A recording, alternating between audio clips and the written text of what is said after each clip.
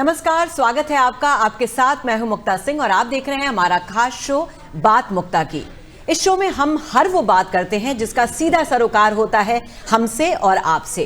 तो आज का हमारा मुद्दा है गिरता हुआ पारा और उसके साथ बढ़ते हार्ट अटैक्स। तो गिरते पारे के साथ दिल के दौरे बढ़ते जा रहे हैं। कानपुर में तो एक हफ्ते में 98 लोगों की मौत दिल का दौरा पड़ने से हो गई। सर्दी का सितम दिल पर पड़ रहा है। डॉक्टरों के मुताबिक सर्दियों की वजह से न केवल बुजुर्गों में बल्कि युवाओं में भी हार्ट अटैक के मामले बढ़ रहे हैं। उसकी एक वजह तो यह है कि सर्दी की वजह से रक्त धमनियां सिकुड़ जाती हैं, जिसकी वजह से ब्लड प्रेशर बढ़ता है और हार्ट अटैक हो जाता है। दूसरी वजह है ब्लड क्लॉटिंग।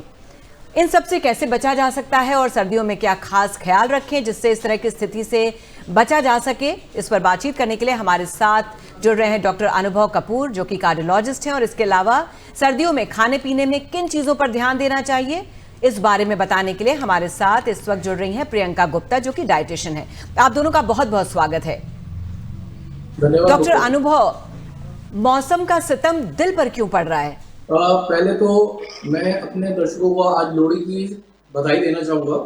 दूसरा, मुक्ता जी, आपने जैसे पहले अभी अपने उसमें बताया कि सर्दी का जैसे तापमान गिरता जा रहा है, वैसे हमारी जो धमनियाँ हैं, पूरे शरीर की धमनियाँ जो हैं वो सिकुड़ती जा रही हैं, क्योंकि एक बहुत बड़ा नोन फैक्ट है जिसकी वजह से रक्तचाप, जिसे हम ब्लड प्रेशर बोलते हैं, ये बढ़ता है और दिल के दौरे बढ़ते जाते हैं सर्दियों में, नामांकन गर्मियों में।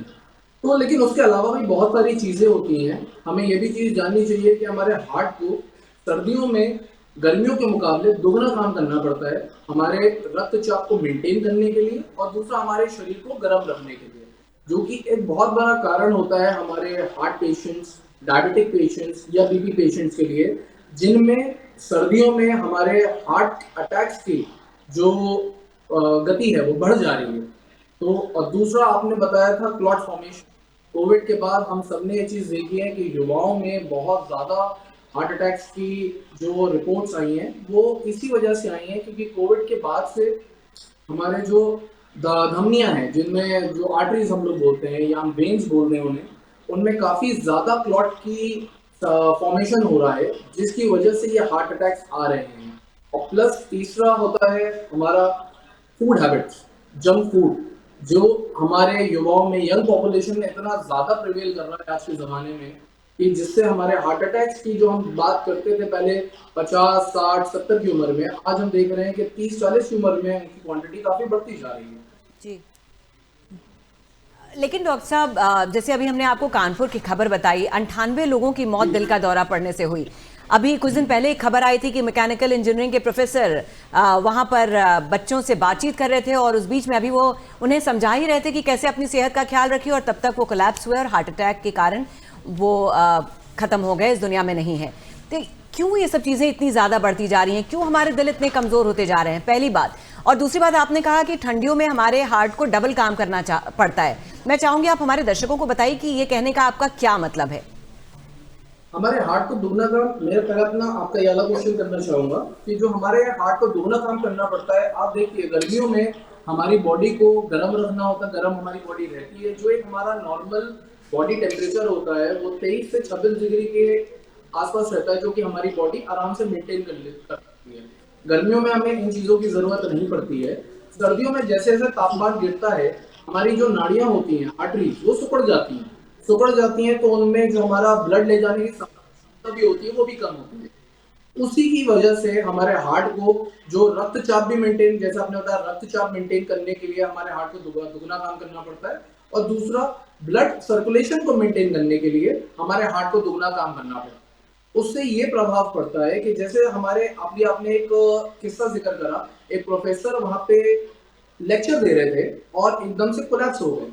मैं उसमें ये चीज करना चाहूंगा कि शायद उसमें वो अनडायग्नोज, मतलब जैसे हम लोग ये मानते हैं कि उनको पहले से ये पता नहीं है, अकस्मात हार्ट अटैक, जो एक हम वर्ड सुनते हैं कि अभी तो ठीक थे लेकिन पल एकदम से क्या हो गया, तो वो मरीज होते हैं जो कि अनडायग्नोज रहते हैं। जैसे हमारे ब्लड प्रेशर के मरीज होते हैं, हमारे शुगर के मरीज होते हैं, इनमें हार्ट अटैक की संभावनाएं इसलिए बढ़ जाती हैं क्योंकि ये अनडायग्नोज रहते हैं। ये अपने जो सिम्टम्स होते हैं हार्ट अटैक के लिए, अगर आप सिम्टम्स बोले तो एंजाइना, जो छाती में दर्द, सांस फूलना, लेकिन कभी कभार मधुमेह जो शुगर के पेशेंट्स हैं उनमें ये चीजें नहीं आती हैं, तो वो अनडायग्नोज रहते हैं। तो उसी के लिए ये होता है कि आप अपना proper screening time to time करवाते रहें, जिससे आप मेंटेन रहें, आपकी एक जो लाइफस्टाइल है और जो आपका जो दिनचर्या है उसको मेंटेन रखें, उससे आप सुरक्षित रहेंगे।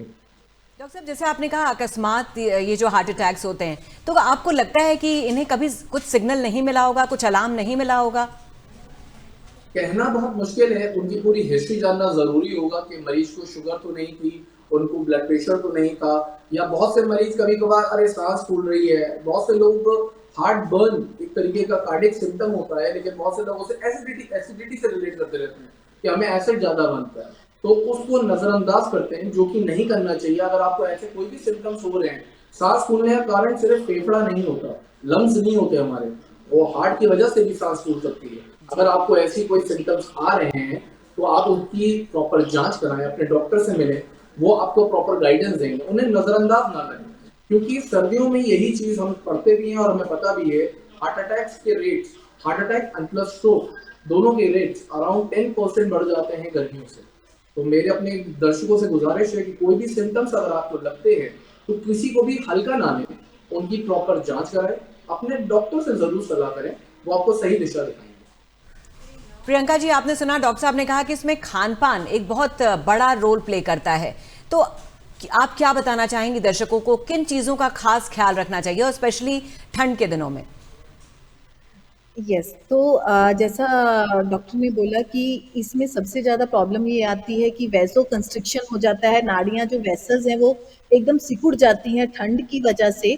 और कभी-कभी पेशेंट्स क्या होते हैं कि इसमें ज़्यादा वर्कआउट करते हैं, तो उसकी वजह से ये सिचुएशन और बढ़ जाती है। हमें हार्ट को इस पोजीशन में खान-पान से रखना होता है कि वो इस स्थिति के लिए तैयार रहे, और हमें ब्लड सर्कुलेशन को बेटर से बेटर रखना है डाइट के माध्यम से। तो इसके लिए हमें सबसे ज़्यादा ज़रूरी रहता है ऐसी जंक वाली फूड्स नहीं लें जो कि आपका फैट बढ़ाती हैं बॉडी में, ठीक है? पहला उनको अवॉइड करना है, और दूसरा आपको वेजीज़ बहुत लेना है। वेजीज़ आपको ज़्यादा सोचने की ज़रूरत नहीं है कि मुझे ये लेना है या वो लेना है, सारे कलर्स इंक्लूड कर लीजिए, ठीक है? अपने आप उनमें एंटीऑक्सीडेंट होता है, नाइट्रेट्स होते हैं, जैसे ग्रीन लीफी वेजिटेबल्स, इनमें नाइट्रेट्स होता है जो नाइट्रिक ऑक्साइड को प्रोड्यूस करने में हेल्प करता है, उसमें प्रोड्यूस करता है, तो अपने आप वेसल्स जो हैं वो कंस्ट्रिक्ट की बजाय डायलेट हो जाती हैं और ब्लड सर्कुलेशन बहुत अच्छे से बॉडी में होना शुरू हो जाता है। जब हार्ट को ब्लड सर्कुलेशन प्रॉपर चलता रहेगा तो हार्ट अटैक जैसी सिचुएशन नहीं आएगी। इसके अलावा आप एंटीऑक्सीडेंट्स में, जैसे आपने vitamin E, vitamin D, vitamin C और विटामिन बी, ये 4 विटामिन्स ऐसे हैं जो हार्ट के लिए बहुत बहुत ज़रूरी हैं। सर्दी गर्मी किसी भी मौसम में, लेकिन डेफिनेटली जब सर्दी में हम काम कम कर रहे होते हैं और हमारा जो बॉडी है वो कभी-कभी ब्लड क्लॉट्स भी उसी टाइम पे जम जाते हैं कम करने की वजह से, तो विटामिन बी बहुत हेल्प करता है क्लॉट्स को ना होने के लिए, specially B1, B6 and B12। ये आपको जो जितनी भी आपकी बीन्स हैं इनसे बहुत अच्छा मिलता है, और आपको विटामिन सी जितनी सिट्रस फ्रूट हैं इनसे बहुत अच्छी मात्रा में मिलता है। एक नींबू, एक आंवला अगर एक दिन में लेते हैं तो उससे भी आपकी जितनी दिन में एक ज़रूरत है वो कंप्लीट हो जाती है। मोस्टली आपको विटामिन सी के लिए सप्लीमेंट्स लेने की ज़रूरत नहीं पड़ती है, बट विटामिन B12 एक ऐसा विटामिन है जो यूजुअली आजकल बहुत कम पाया जाता है लोगों में। इट्स लाइक एपिडेमिक कि everyone is seen vitamin B sufficient, not sufficient. So उस केस में आप विटामिन B12 का सप्लीमेंट ले सकते हैं डॉक्टर की सलाह से। और जो नॉन वेजिटेरियंस हैं वो अगर सूप्स और मटन अच्छे से लेते हैं तो विटामिन B12 उनको सफिशिएंट मिल जाता है। डॉक्टर साहब, जैसे आपने बोला कि आपने तो बड़े हेल्दी फूड्स के बारे में बता दिया है। प्रॉब्लम यह है कि गर्मी के मुकाबले ठंडियों में खाने का मज़ा एक अलग ही होता है। तरह तरह के खाने लोग खाते हैं, तेल घी खूब शौक से खाते हैं, और लोगों का ये कहना और मानना है स्पेशली और ख़ासतौर पे हमारे यूपी के साइड तो और ज़्यादा इस वक्त खाने का मज़ा रहता है, और लोगों का ये कहना है कि अगर ठंड में नहीं खाएंगे तो कब खाएंगे। तो मैं चाहूंगी आप एक कैसे बैलेंस बनाएं, क्योंकि उसको भी नहीं छोड़ सकते हैं। जो आपने हेल्दी फूड्स बताया उसको सुनने में अच्छा लगता है, लेकिन बहुत सारे लोग उसको अपने ज़िंदगी में इम्प्लीमेंट नहीं कर पाते हैं। तो दोनों का बैलेंस कैसे बनाएं? अगर वो खा रहे हैं, स्पेशली टाइमिंग क्या होनी चाहिए, सोने के कितनी देर पहले हमें खाना चाहिए कि किसी भी तरह से हमें एसिडिटी ना हो या और कोई दिक्कत ना हो, और ये बैलेंस वेजीज और इसका जो बैलेंस है कैसे करें? बहुत अच्छी बात आपने कही कि खाने का मौसम भी सर्दी ही होता है और हम उसी में बोल रहे हैं कि खाने का ध्यान रखना है। तो इसमें मेन इम्पॉर्टेंट बात ये है कि आपने खाने में गैप देना है, एक के ऊपर एक खाना नहीं खाते जाना है, जिसकी वजह से आपका खाना अगर नहीं पचेगा तो ऑब्वियसली फैट्स में ज़्यादा कन्वर्ट होगा और एसिडिटी भी कॉज करेगा। दूसरा, आपको जल्दी रात में खाना खाना है, 7 साढ़े 7 बजे तक खाना खा लीजिए और खाना खाने के बाद मिनिमम 2-2.5 आवर का गैप होना चाहिए सोने में, जिससे जो आपने खाना खाया है वो आपके हार्ट पे दबाव ना डाले, किसी तरीके का स्ट्रेस क्रिएट ना करे, जो सर्कुलेशन है वो आपका प्रॉपर हार्ट को जाए, ना कि डाइजेस्टिव सिस्टम को जाए। इस टाइम पे हार्ट प्रॉपर रिलैक्स फील करेगा। आप जब तक सो रहे हैं तो आपको अच्छा लगेगा, आपको हल्का महसूस होगा। तीसरा है कि जब भी आप कोई नट्स लेते हैं तो नट्स में आप चूज कीजिए कि ओमेगा 3 फैटी एसिड्स ज्यादा यूज कीजिए rather than another omega 6 and omega 9. It will be too technical for me saying, so I will be saying कि आप अखरोट का ज्यादा सेवन कीजिए rather than काजू के कंपैरेटिवली। तो अगर अखरोट खाते हैं तो उसमें आपको और थोड़ा बादाम ऐसे वाले लीजिए, और सीड्स सबसे अच्छे हैं, जैसे कि आपके वाटरमेलन के सीड्स हो गए, खरबूजे के सीड्स हो गए, या फिर फ्लैक्स सीड्स हो गए, जितने भी तरीके के सीड्स हैं इनमें फैट्स बहुत ओमेगा 3 फॉर्म में रहते हैं, जो एब्सोल्युटली हार्ट हेल्थ के लिए आवश्यक हैं। इसके अलावा जो भी आप बना रहे हैं, जैसे कि अगर आपने मान लीजिए कोई ये डेजर्ट बनाया तो उसमें स्किम्ड मिल्क का यूज कीजिए, ना कि फुल क्रीम मिल्क का यूज कीजिए, ताकि आपकी बॉडी में फिर से फैट्स कम रहें। और उसके बाद थोड़ा सा एक डाइजेस्टिव अदरक का पानी उबाल के ले लीजिए, या फिर थोड़ा दालचीनी का पानी उबाल के ले लीजिए, जिससे कि ये मेटाबॉलिज्म आपका बेटर हो जाएगा, जो आपने थोड़ा फैट खाया था वो डाइजेस्ट हो जाएगा। और अगेन जो ये अदरक और दालचीनी है, ये वेजोडाइलेटर हैं, ब्लड को थिन रखते हैं, तो आपको मेटाबॉलिज्म के साथ साथ में ब्लड सर्कुलेशन में भी हेल्प करेंगे। मतलब आपका कहने का सीधा मतलब ये है कि खाने का मजा भी ले सकते हैं, सेहत का ध्यान भी रख सकते हैं, अगर हम छोटी छोटी चीजों का ध्यान रखें तो। डॉक्टर अनुभव, कोविड के बाद से बहुत सारे अनएक्सप्लेन हार्ट अटैक्स हुए हैं, तो और अगर आप देखिए 2021 के बाद 2022 में 10% इंक्रीज हुआ था, तो क्या कहीं ना कहीं हम इसको कोविड का आफ्टर इफेक्ट भी उस तरह से भी देख सकते हैं? जी बिल्कुल, हम देख सकते हैं। ये देखा गया, अभी भी हम अपने रेगुलर प्रैक्टिस में ये चीज देखते हैं कि जिनको कोविड सीवियर हुआ है, आज भी उनको कभी कभार क्लॉट्स की प्रॉब्लम वेन्स में आ रही है, तो जिसको हम डीवीटी बोलते हैं, डीप वेन थ्रोम्बोसिस।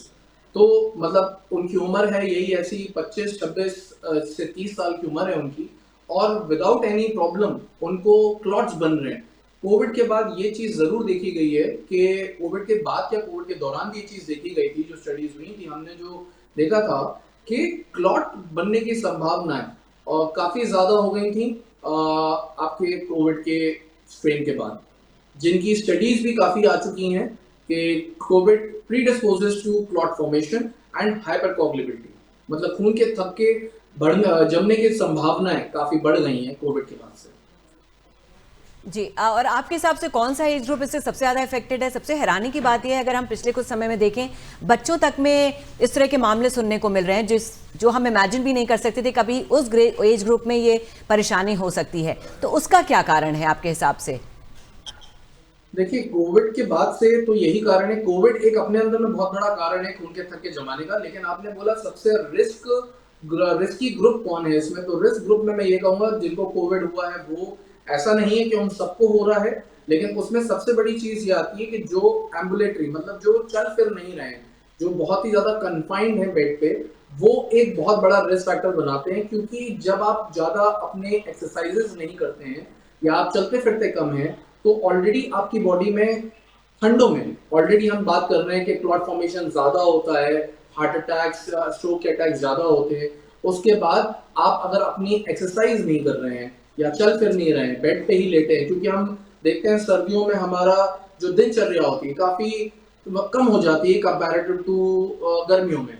तो उसके लिए एक वो बहुत बड़ा रिस्क फैक्टर है जिनमें क्लॉट बनने की संभावनाएं बहुत ज्यादा हो जाती है, जिसमें हमारे बुजुर्ग लोग बहुत ज्यादा आते हैं। हाँ, ये चीज कह सकते हैं कि सर्दियों में हम उसे ये चीज जरूर कहते हैं कि बाहर ना जाएं और अपना ध्यान रखें, लेकिन दूसरी बात हम ये भी जरूर कहते हैं कि बाहर जाने का मतलब ये नहीं है कि आप घर में कुछ नहीं कर सकते।